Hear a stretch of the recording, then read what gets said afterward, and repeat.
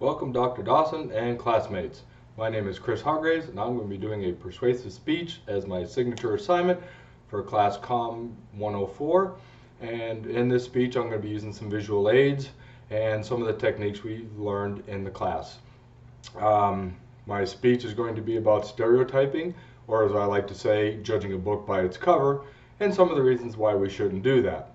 Now, before I begin my speech, I'd like to define how I feel I came across in my class throughout the 8 weeks we were involved together. So, I'm going to have a little list here, which will come in later in my speech. I feel I came across in our class as friendly, responsible, encouraging, dedicated, and honest. Those are just some of the things I feel I portrayed to the class and my professor as the class went on, and hopefully that's the way I was perceived. That being said, now I'm going to get into my actual speech, which is stereotyping and why we shouldn't do it.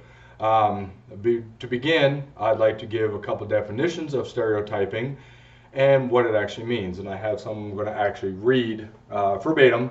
That way I don't mess them up and you get a good understanding.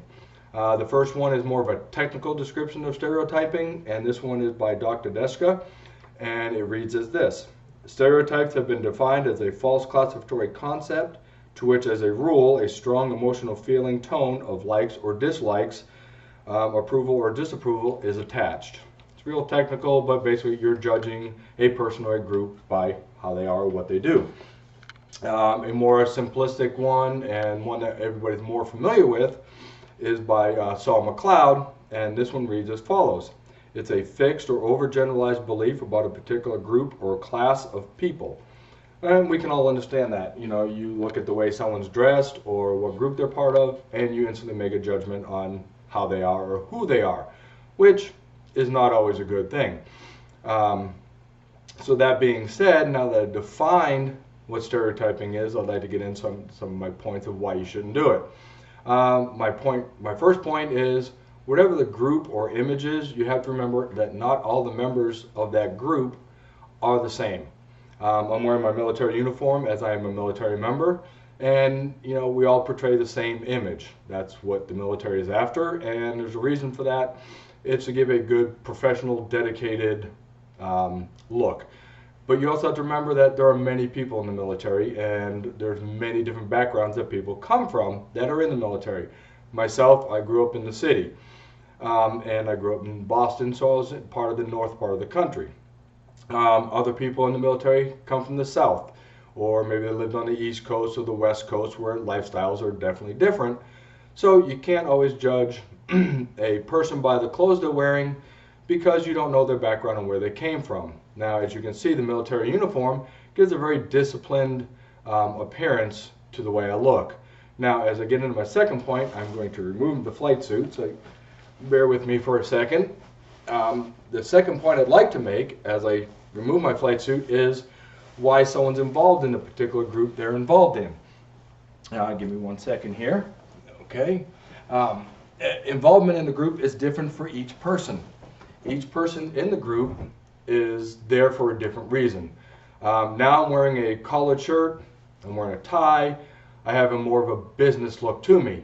The reason that I'm wearing this, if I was a business person, could be for multiple reasons. One, I could be wearing it because I want to impress people, my bosses or the clients I might be interacting with. Another reason why it might be is that it's a job requirement. These are the clothes I have to wear. Similar to the military uniform, we have to wear that. Business person might have to actually wear it. Even though they might be a jeans and t-shirt type of kind of person, they have to wear certain clothes and look a certain way. Their shirt with the collar on it and the tie gives a very professional image and appearance to people. So now, as I remove my shirt and tie, I'd like to get into my third point, which is you might not know why a person's involved in a certain group or dresses a certain way. One thing the group might be part of could be a hobby, like motorcycle riding. Motorcycle riders wear bandanas and boots and leathers, and they look a certain way, which, you know, it fits the group and the hobby they're into. Or it could be a group that enjoys driving radio-controlled cars, and they're all dressed t-shirt, jeans, very casual look to them. And they're in it for the whole reason is they either enjoy what the group does or they enjoy participating with those type of people. My t-shirt and jeans look give a very casual appearance, and that's just an everyday look. Now, as you can see, I have some tattoos, and that can add to an image also. So with that, I'd like to add a vest. This is going to change how I look in the image I come across with, because now I have an adornment on me, I'm wearing something different. I could add a cigarette to my mouth. Now I really have a whole different image because now things are all coming together to look a certain way. If I really want to take this look to an extreme, I could add a firearm to my side. Don't worry, it's not loaded. I'm doing a very safe video. But that's something I could have on my side, and that really gives me a whole entire image to everybody. Let me put the cigarette down. And that would give me a biker look and maybe a bad type of person look, which maybe that person's not, it just fits their hobby like riding a motorcycle. You have to remember the look doesn't always fit the person. The clothes they wear and the adornments they have can change how they are or how they appear to be. So that's something to keep in mind when you go to look at somebody and judge them, that maybe you might not want to do that. So, as I've stated, the clothes or the group that you're part of can really change how people view you, and you might not know what that person's all about. So I'd like to go back through my first visual aid, which was the list of what I portrayed as, or I came across as to my class, which is friendly, responsible, encouraging, dedicated, and honest. I still feel in that way. That's pretty much who and how I am. The military image gave me a more dedicated look. The business outfit I had on gave me more of a professional look. The t-shirt and jeans that I'm wearing now just give me a casual everyday Joe look, and the vest and the cigarette and the gun gave me a biker look, but yet I'm the same person. I still have all those same attributes. So that being said, those are some of the reasons why maybe you shouldn't, as I like to say, judge a book by its cover.